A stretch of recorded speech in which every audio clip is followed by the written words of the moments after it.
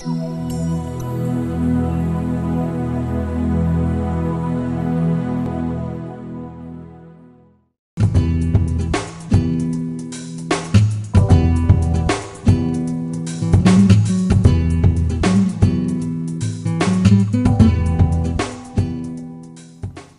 bien, nous avons l'impression d'être dans une cathédrale à 6 mètres sous terre, dans le Bas-Rhin, en Alsace, à Volsham précisément, avec Bruno Schlegel du domaine Lissner. Bruno, bonjour.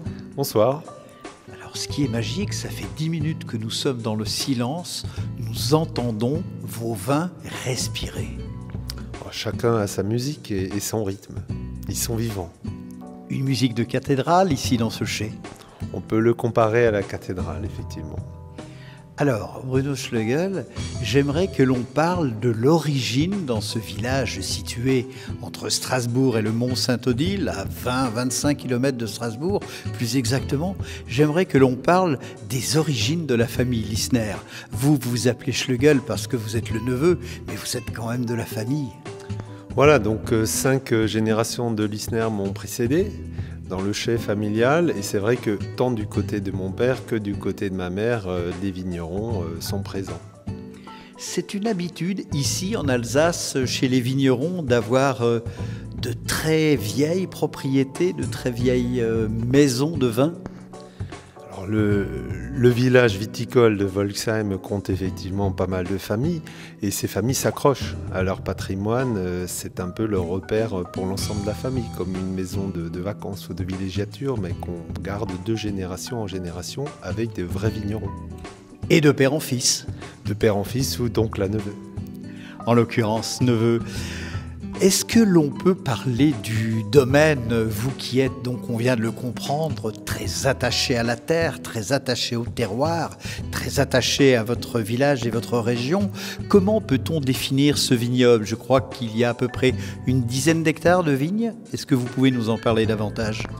Alors ce sont effectivement 10 hectares de vignes, tous situés dans le banc de Volksheim, à cheval sur nos 2 collines, sur nos 5 terroirs, dont le Grand Cru Altenberg de Volksheim. Vous avez, je crois, on va en parler tout à l'heure, 2 crus et puis d'autres vins d'Alsace, mais je voudrais que l'on fasse le rapport avec les sols. Vous avez une particularité, une diversité dans les sols, je crois que l'on peut et que l'on retrouve dans vos différents vins. Alors c'est un beau terrain de jeu puisque la grande faille d'Alsace traverse le vignoble, et on a donc en gros de la fin du primaire jusqu'à l'ère quaternaire pratiquement toutes les géologies qui affleurent, du grès rose au calcaire coquillé, à l'olytique, au jurassique, au marne, à l'oligocène, et on peut s'amuser comme un berger qui transporte les abeilles à tester nos plants de vigne de génération en génération. Le berger qui pourrait être apiculteur en l'occurrence. En l'occurrence, oui.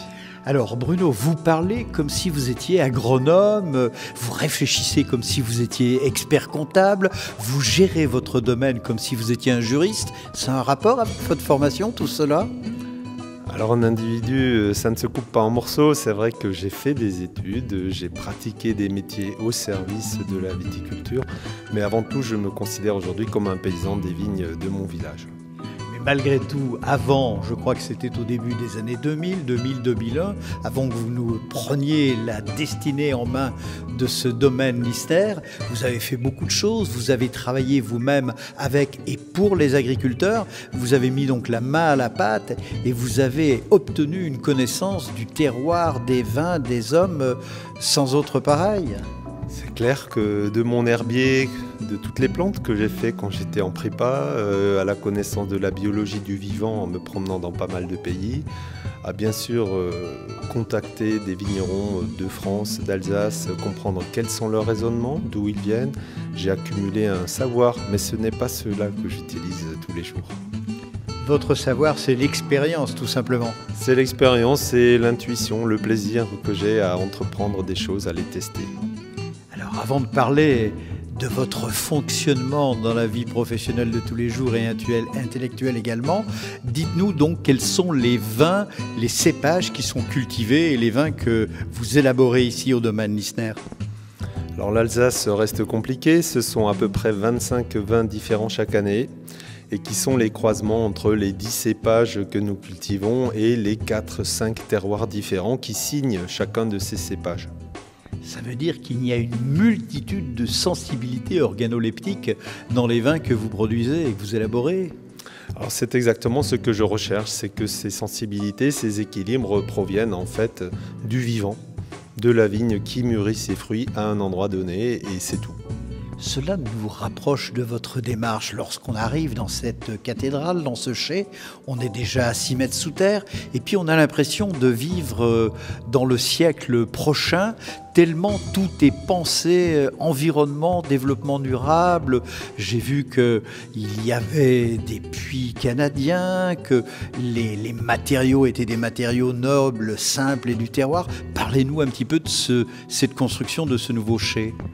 Alors construire un chai pour plusieurs générations, c'est évidemment pas juste un petit projet qu'on prend pour soi-même. Il faut se projeter et donc arriver à comprendre que l'eau, l'énergie et puis surtout la qualité du produit sont intimement liés, puisque cette qualité, c'est bien sûr ce qu'on a dans le verre, mais tout ce qu'on a incorporé pour obtenir ce produit-là. Ça se ressent dans le verre ? Alors j'espère bien que ça se ressentira dans 100 ans encore, puisque le chai commence seulement à fonctionner depuis 2 ans. Et il est clair que toutes les options que nous avons levées, la gravité, les raisins entiers déposés... C'est-à-dire que les raisins arrivent en haut ? Sans être pompés, les jus coulent directement vers la cave sans être pompés. Et derrière, donc, on peut respecter ce jus et le laisser fermenter spontanément dans une cave qui est très tempérée, avec des variations très faibles. Un delta de 2 degrés entre l'hiver et l'été. Voilà, c'est ça. Donc les vins vivent leur vie dans leur environnement avec une hygrométrie importante. Et à partir de là, on récupère à la sortie des bouteilles qui ne demandent qu'à soit être stockées, soit se promener dans le monde entier. Alors, j'aimerais que vous nous parliez un petit peu 2-3 petits points techniques. Par exemple, ces voûtes ici dans le chai, la gravité, vous nous en avez parlé, l'eau aussi, il faut nous parler de tout cela. Alors les options sont simples. Économiser l'eau, c'est récupérer toute l'eau des toits, 40 000 litres. Être sous rétention, c'est-à-dire que toute l'eau de lavage peut également être lagunée et réutilisée à l'intérieur. C'est travailler sur les pressions pour avoir une économie d'eau. C'est ce qui explique que vous avez 3 robinets d'eau ? Tout à fait, 3 robinets qui ont chacun leur fonction, soit pour rincer, soit juste pour laver, soit au contraire avec de l'eau chaude pour nettoyer. Donc l'eau, premier matériau qui est important et qu'on utilise énormément dans une cave, notamment pendant les vendanges. L'énergie, avec une maison en passif solaire, avec des plaquettes de bois forestières pour chauffer les zones d'accueil des clients, avec bien sûr tout le chai enterré pour éviter toute climatisation, tant en hiver qu'en été. Alors, vous avez une démarche effectivement très novatrice, on en parle beaucoup, mais vous, en plus, vous le faites. Je crois que cette démarche, on la retrouve également dans vos vignes avec les raisins. Je ne pense pas que vous fassiez appel à des œnologues pour mettre ou pour acheter des poudres. Je ne pense pas que vous ayez une démarche avec des moteurs ou des motoculteurs. J'ai vu des wagonnets dans vos vignes. Ça aussi, c'est une démarche, c'est-à-dire que vous avez la démarche en tête de A jusqu'à Z. Alors c'est une cohérence, parce qu'on ne vit qu'une fois. Je préfère effectivement petit à petit... On ne vit qu'une fois, mais vous nous avez donné rendez-vous dans 100 ans, Bruno. Oui, bien sûr, on continue à vivre par les autres qui prennent le relais de notre activité. Mais le temps d'une vie, on va essayer de faire des choses qui tiennent debout. Et donc construire un chai, ce n'est pas que pour soi, on se projette dans le futur. Travailler des vignes ou vivre avec des vignes, je préfère cette expression. Là encore, c'est un respect de la plante, c'est un respect du vivant que l'on retrouve dans le verre que le consommateur va déguster. Le vivant, c'est un mot que vous employez beaucoup et souvent. Et vous nous disiez tout à l'heure que le vivant a une influence, c'est-à-dire aussi bien les plantes que les animaux, que les insectes. Tout ça se retrouve dans la qualité organoleptique des raisins avant qu'ils soient du vin. Alors je préfère ce terme que tout le monde peut comprendre, à des mots comme la biologie ou des termes un peu plus compliqués, puisque le vin reste une boisson simple, que les hommes savaient faire il y a pas mal de milliers d'années déjà. On prend un fruit qu'une vigne a mûri, on le presse, on a un jus, ce jus fermente spontanément avec des levures qui se promènent sur tout fruit mûr d'ailleurs. Et à partir de là, on récupère une boisson qui était saine et qui doit le rester et qui doit rester vivante. Si je vous écoute, si on vous entend, la simplicité, c'est la règle. Alors qu'en fait, faire du vin, c'est quand même une alchimie qui se travaille au degré près, à la sensibilité. Alors c'est clair que c'est l'émotion qui va et la relation émotionnelle qui va dicter de faire ou de ne pas faire. Mais je dis toujours que les plus grandes décisions que je prends sont celles qui consistent à dire je décide de ne pas faire. Je décide de ne pas rogner les vignes, je décide de ne pas couper de raisin, je décide bien sûr de ne pas ajouter de levure, pas de sucre, pas désacidifié, pas de bentonite, pas d'enzymes.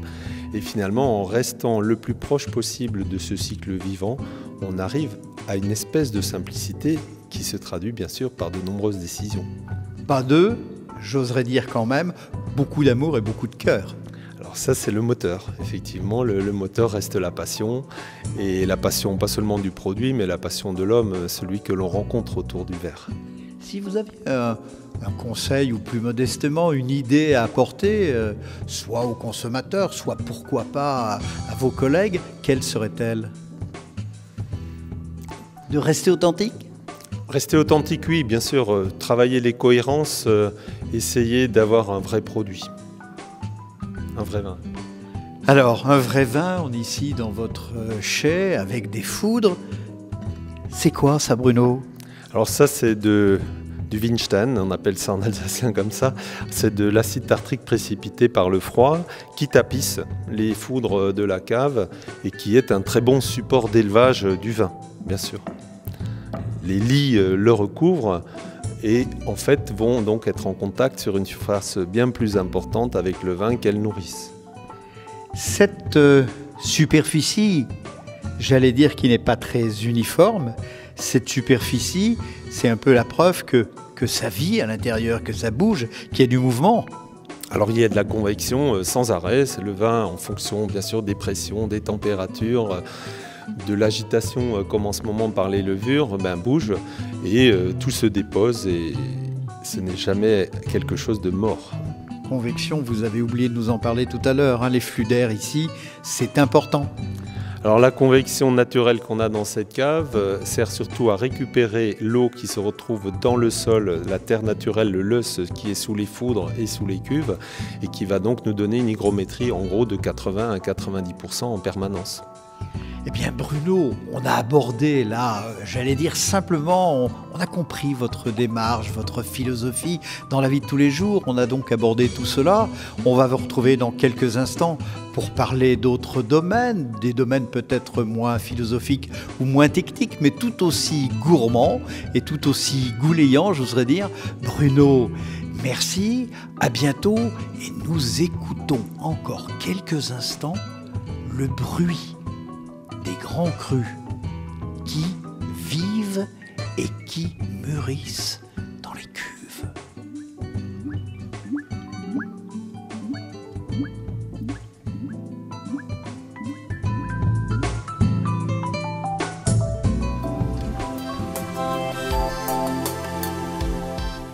Alors, qu'est-ce qui se passe ici sur ce tonneau dans votre cave, dans votre chai à Volksheim?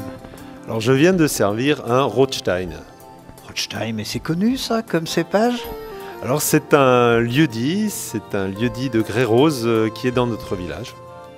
Alors, quelles sont les caractéristiques de ce vin qui a été élevé, vous nous l'avez expliqué tout à l'heure, dans un amour du développement durable, mais pas au mauvais sens du terme, pas au mauvais sens politique du terme, mais avec amour et avec toute une approche très fine des raisins et de la vinification. Alors le Rotstein, c'est une falaise de 80 mètres de grès rose. C'est le grand-duc qui vit dans cette falaise avec beaucoup aussi d'éperviers, de faucons, de buses. C'est un sol pauvre, sablonneux, issu du grès et de sa dégradation. Il servait à faire des meules. Il a servi ensuite à fortifier Strasbourg. Et comme ce sont de belles pentes orientées au sud, en Piémont, on peut y cultiver la vigne. On n'est pas très loin de la volerie des aigles. À peu de choses près. On est sur un grès argileux du début du Trias. Et c'est donc le vin qui va traduire cette fragilité du sol, ce côté sablonneux, argileux. Le Rotstein, c'est un fleur et sel. Qu'est-ce que cela représente en bouche du côté des caractéristiques organoleptiques? Alors c'est justement ce qui m'intéresse. Lorsqu'on travaille par terroir, on va tout simplement récolter et vinifier l'équilibre qu'on a décidé de cueillir, tel que la vigne a su le mûrir. Chaque année, le Rotstein est floral, de fleurs blanches. Il peut certaines années arriver à l'abricot confit, et surtout très salin. Ce sol pauvre ne donne pas un corps important, pas de gras, pas beaucoup de puissance. On est dans la dentelle. Un petit peu de fleurs blanches malgré tout peut-être? Alors fleurs blanches et sel, ce sont les deux principaux qualificatifs de ce Rotstein. Combien titre-t-il? Quel est son degré d'alcool? Avec quoi vous le préconisez comme mets? Alors, issu de 30-35 hectolitres hectare au maximum. Ce qui est très peu. Ce qui est peu, mais qui correspond à l'expression d'un terroir pauvre. Il ne s'agit pas de lui demander l'impossible à cette vigne. Le vin peut être puissant. Il a par exemple en 2011 13,5 degrés d'alcool et 7-8 grammes de sucre résiduel. Néanmoins, la charpente, l'ossature en dentelle en fait un vin très aérien. Avec quelle longueur en bouche? Alors ce côté salin salivant en fait un vin d'apéritif, un vin d'entrée de repas, de poissons grillés, fumés, de crustacés, de Saint-Jacques rôti ou de poulet épicé, de petits plats épicés. Et éventuellement avec des plats plus typiques qu'Alsace? Alors non, le Rotstein est à l'opposé du Riesling traditionnel l'on peut obtenir dans un autre de nos terroirs.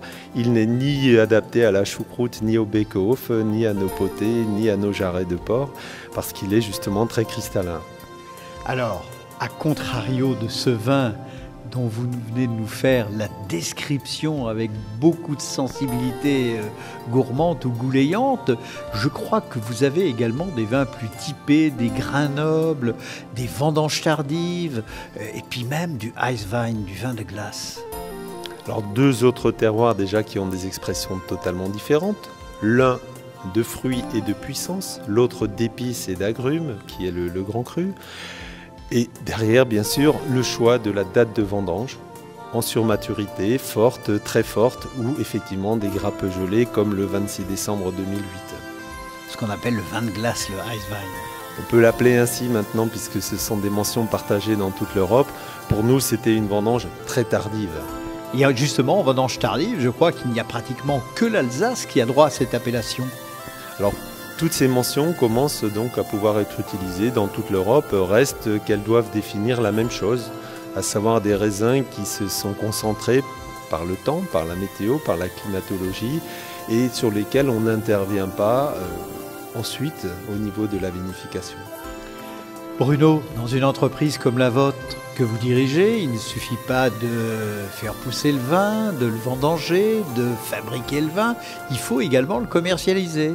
Alors, comment faites-vous? Vous faites peut-être un peu d'export, dans la distribution de manière générale, dans le CHR peut-être, ou encore dans les salons. Quels sont vos moyens de distribution? Et puis, peut-être comme nous sommes au XXIe siècle, mais je ne sais pas si ça vous correspond bien, peut-être par Internet?